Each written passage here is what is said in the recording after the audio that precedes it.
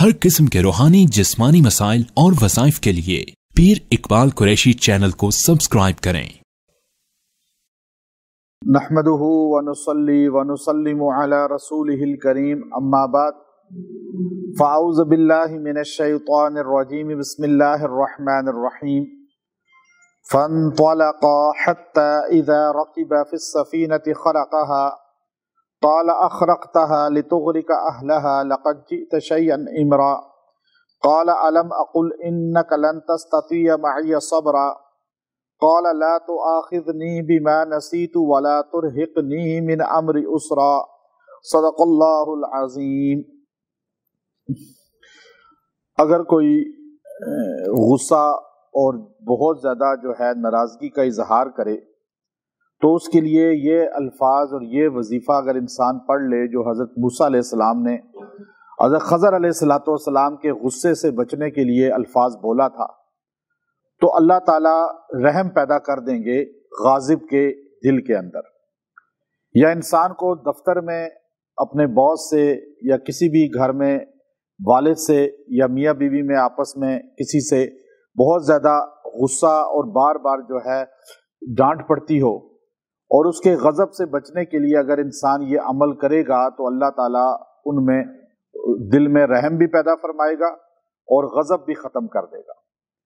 बाज़ लोग जो है वो इसलिए परेशान होते हैं कि दूसरा बंदा जो चाहे उसका बॉस है, चाहे उसका दोस्त है, चाहे घर का कोई फ़र्द है या कोई बड़ा है, तो वो हर वक्त लड़ाका और गुस्से में रहता है।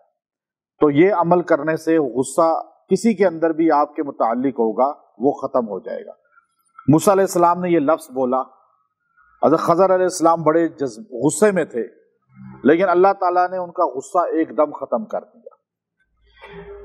हज़रत मूसा अलैहिस्सलाम और ख़ज़र अलैहिस्सलाम का किस्सा चल रहा था।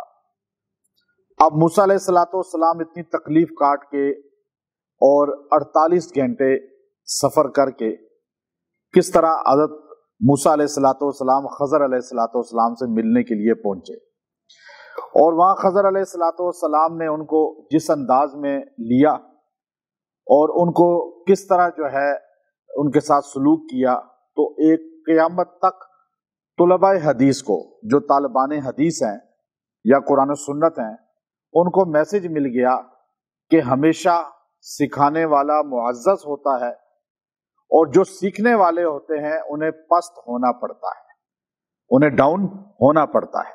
दाई हमेशा पस्त होता है, उसे पस्ती इख्तियार करनी पड़ती है मदऊ के सामने, क्योंकि दाई जो होता है दावत देने वाला, उसका मकसूद होता है कि मेरा मैसेज आगे पहुंच जाए और वो मेरी बात को सुन ले। अब जो दाई है वो हमेशा मार खाएगा, जैसे कोई दीन का काम करने वाले हैं वो लोगों की गालियां भी सुन लेते हैं, लोगों की बातें भी सुन लेते हैं।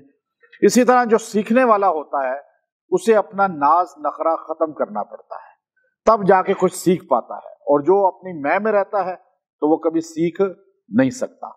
तो अब यहाँ मूसा अलैहिस्सलाम ने हमें एक सबक दे दिया, मैसेज दे दिया कि इंसान मौत तक सीखता रहे। ये ना सोचे मैं सीख चुका हूं, मुझे अब क्या जरूरत है, मेरे पास डिग्रियां हैं, मेरे पास ये तमगे हैं, एवार्ड हैं। मूसा अलैहिस्सलाम के पास दुनिया का सबसे बड़ा एवार्ड था कि वो अल्लाह के नबी थे। फिर नबियों में सबसे बड़ा एवार्ड था कि अल्लाह से कलाम करते थे। फिर तौरात आपको मिली थी, लेकिन आप भी सीखने के लिए चल पड़े। तो हमें भी सीखना चाहिए, हमें सीखने के लिए बड़ों के पास जाना चाहिए और अपनी कोशिश करनी चाहिए कि हम दीन को सीखें। मूसा अलैहिस्सलाम जाके बैठे, कोई खाने का नहीं पूछा गया, कोई वेलकम नहीं कि जी आओ जी आ गए, नहीं, बस फौरन कहा जी मैं आपकी सोबत में रहना चाहता हूँ, आपसे कुछ सीखना चाहता हूँ।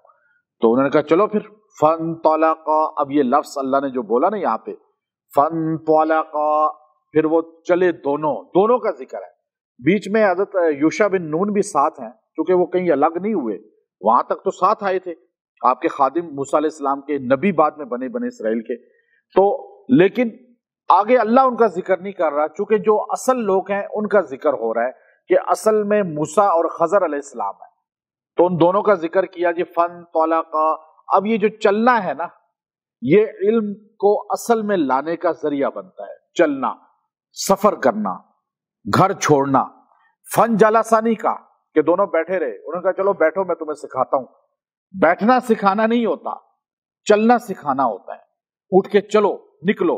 ये जो तबलीगी जमात जो काम करती है ना, कि वो निकलते हैं, वो चलाते हैं लोगों को, पैदल चलते हैं, ये यहां से नबी की सुन्नत पता चलती है कि चलने से इल्म आता है, बैठने से इल्म नहीं आता। हमारे यहाँ बैठा लिया जाता है, मदरसों में भी बैठा दिया और स्कूल कॉलेज में भी बैठा दिया, वो इल्म आता ही नहीं है, और वो डिग्री ले लेते हैं लेकिन इल्म नहीं आता। इल्म आता है मार खाने से, निकलने से, सफर, ट्रैवलिंग, और ट्रैवलिंग से इल्म आता है। और जो इल्म ट्रैवलिंग से आता है वो इल्म किताबी नहीं होता, वो इल्हामी होता है, तकवीनी होता है, जो खजर अलैहिस्सलाम को अल्लाह ने दी। वला तुरहिकनी मिन अमरी युसरा, और आप मेरे मामले में ना मुझ पे सख्ती भी ना करें। बस मुझसे हो गई ये गलती, मैं अपनी गलती मानता हूँ। आपने फौरन अपनी गलती को माना तो खजर अलैहिस्सलाम ने कहा चलो फिर आगे चलो, फंतलका, फिर आगे चले। अब ये चले, फिर आगे कहाँ गए? हत्ता, आप कश्ती से उतर गए थे नीचे और आगे चलना शुरू हो गए थे। चलते चलते जो है एक जगह बच्चे खेल रहे थे, तो एक छोटा सा बच्चा, वो आपका हत्ता इज़ा लक़िया गुलामन, एक बच्चे से आपकी मुलाकात हुई, यानी बच्चा सामने नजर आया। वो बच्चा नाबालिग था, इसलिए गुलाम का लफ्ज बोला, क्योंकि बालिग के लिए गुलाम नहीं बोला जाता, लफ्ज गुलाम नाबालिग बच्चे के लिए बोला जाता है। और दूसरा फ़क़तलहू, आपने उसको एकदम कत्ल कर दिया। छोटे बच्चे को, तकवीनी पैगंबर है और वो तकवीनी निज़ाम है अल्लाह का, खजर अलैहिस्सलाम ने कत्ल किया।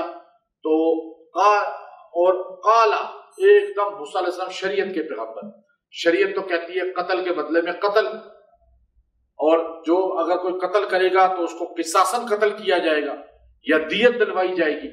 शरीयत का एक निज़ाम है, शरीयत का एक उसूल है, और वो फॉलो करना लाजिम है और फर्ज कफाया है। तो एकदम रहा नहीं किया खिलाफ शरीयत काम देख के, तो आप वादा अपना वो भूल गए, वो सारी बात भूल गए। एकदम आपने कहा काला अक़तलता नफ्सन ज़कियतम बिग़ैरि नफ्स, या आपने क्या किया है, एक नफ्स को आपने बगैर किसी इवज़ के, यानी किसास के, कोई गलती भी नहीं, और आपने उसको वैसे ही मार दिया, वैसे ही कत्ल कर दिया। और ये फरमाया लक़द जि'ता शैअन नुकरा, ये बड़ा गलत काम किया आपने, बहुत जो है मुनकर काम किया है आपने, और बहुत ही नागवार काम किया है आपने। उस वक़्त हजरत अब ये बिग़ैर नफ्स जो लफ्ज़ है ना, ज़कियतन बिग़ैर नफ्स, ज़किया, नफ्सन ज़किया, ये भी बताता है कि बच्चा नाबालिग था, छोटा था। एक आया एक खारजी हज़रत इब्ने अब्बास रज़ी अल्लाह तआला के पास, कहा जी कुरान में अल्लाह ताला ने कहा कि खज़र अलैहिस्सलाम ने एक नाबालिग बच्चे को कत्ल कर दिया। हमारे नबी सल्लल्लाहु अलैहि वसल्लम ने फरमाया है कि जंग में भी नाबालिग बच्चों को कत्ल ना करो। तो ये तो खज़र अलैहिस्सलाम ने ऐसा अजीब काम किया, कुरान में गलती हो गई है, फिर इसका मतलब है। तो इब्ने अब्बास रज़ी अल्लाह तआला ने फरमाया कि देखो, अगर आपको भी खज़र अलैहिस्सलाम की तरह कशफ होता है और अल्लाह से कलाम होकर या अल्लाह से वही आकर पता चलता है कि फलां बच्चा बड़ा होकर इस तरह कुफर करेगा या उसका बाप इस तरह का काफिर हो जाएगा, तो आपको भी वही आती है खज़र अलैहिस्सलाम की तरह, तो आप भी बच्चे को जंग में मार सकते हैं। खज़र अलैहिस्सलाम को तो अल्लाह बताता था और वो अल्लाह की मंशा पे चलते थे, तो आपका ये कहना गलत है कि हुज़ूर अलैहिस्सलाम ने या कुरान ने जो कहा ये उसके खिलाफ है, तो खिलाफ नहीं है। इसलिए याद रखें, अब मूसा अलैहिस्सलाम और खज़र अलैहिस्सलाम दोनों चले और दोनों में इख्तिलाफ हो रहा है, बार बार इत्तेहाद हो रहा है या इख्तिलाफ हो रहा है? इख्तिलाफ हो रहा है ना। अब कुरान बता रहा है मूसा पैगंबर है, खज़र पैगंबर है, दोनों में हर बात में इख्तिलाफ हो रहा है, हर बात में इख्तिलाफ हो रहा है। मूसा अलैहिस्सलाम बार बार बोल पड़ते हैं, खज़र अलैहिस्सलाम जो है बार बार उन्हें वादा याद दिला के आगे से गुस्सा करते हैं। तो अब फिर आखिर खज़र अलैहिस्सलाम ने गुस्से से कहा मैं और तुम आगे नहीं चल सकते, जाओ भाई, हमारा आगे साथ नहीं चल सकता। तो आप किसको गलत कहेंगे, किसके साथ होंगे? आपसे अगर मैं पूछूं तो आप मूसा अलैहिस्सलाम के साथ हैं या खज़र अलैहिस्सलाम के, तो आप खामोश होंगे या नहीं होंगे? आप कहेंगे जी हमारी क्या हैसियत है कि हम दो नबियों के मामलात में बोले, हमारी क्या वैल्यू है? बड़े से बड़ा मुहद्दिस, बड़े से बड़ा मुफस्सिर, बड़े से बड़ा मुज्तहिद, बड़े से बड़ा जो आलिम क्यों ना हो, वली कुतुब अब्दाल गौस क्यों ना हो, نبیوں کے معاملے میں صحابی بھی بول نہیں سکتا. ہم کہیں گے جی ہم زبان بند کر رہے ہیں اس لیے کہ موسیٰ بھی ہمارے سر کا تاج ہیں اور خضر بھی ہمارے سر کا تاج ہیں. موسیٰ علیہ السلام سے جو ہوا اللہ جانے، خضر علیہ السلام سے جو ہوا اللہ جانے. اللہ کے نبی ہیں، اللہ خود ان کے معاملے میں فیصلہ کرنے والا ہے. یہی جملہ صحابہ کے متعلق ہمیں کہنا چاہیے. جب آپ سے کوئی کہے فلاں صحابی سے لڑا، فلاں صحابی فلاں سے لڑ گیا، فلاں صحابی فلاں سے لڑائی کرتا تھا یا ایک دوسرے کے خلاف بولتے تھے، یہ تاریخ کہتی ہے، قرآن نہیں کہتا، حدیث نہیں کہتی. لیکن ہماری کوئی حیثیت نہیں ہے کہ ہم صحابہ کے متعلق فیصلہ کریں کہ ان میں سے کون حق پر تھا، کون غلط تھا، ہم کس کے ساتھ ہوں گے، کس کے ساتھ نہیں ہوں گے. اس لیے کہ وہ بڑے ہیں اور ان بڑوں کا فیصلہ بھی اللہ بڑا خود کرے گا. ہمیں ان کے بارے میں ثالث جج نہیں بننا چاہیے، اس سے ہمارا ایمان چلا جائے گا. تو ہم صحابہ میں کسی صحابی کے متعلق بھی دل میں گمان نہ رکھیں کہ یہ صحابی اس صحابی کے ساتھ ان کے آپس میں اگر چپکلش ہوئی ہے، بشری تقاضا ہے، کچھ ہوا ہے، پیچھے کوئی ریزن تھی، وہ ریزن کیا تھی وہ خود تاریخ اس کو اجاگر کرتی ہے. ہمارا کام ہے زبان بند رکھنا، کیونکہ ہم اگر کسی ایک کا ساتھ دیں گے پھر بھی قیامت کے دن ہمیں کوئی جھنڈا نہیں ملے گا یا ہمیں کوئی ایوارڈ نہیں ملے گا. اور اگر ان دونوں کے خلاف بولیں گے تو پھر پکڑ آ جائے گی، ہمیں کوئی ایوارڈ نہیں ملے گا. ہم صرف ایک جملہ کہیں گے کہ سارے صحابہ، چاہے وہ علی المرتضیٰ ہو، ابو بکر، عمر، عثمان ہو، امیر معاویہ ہو رضوان اللہ تعالیٰ علیہ مجمعین، کوئی بھی صحابی ہو، ہم ساروں سے دل میں عقیدت اور پیار رکھتے ہیں.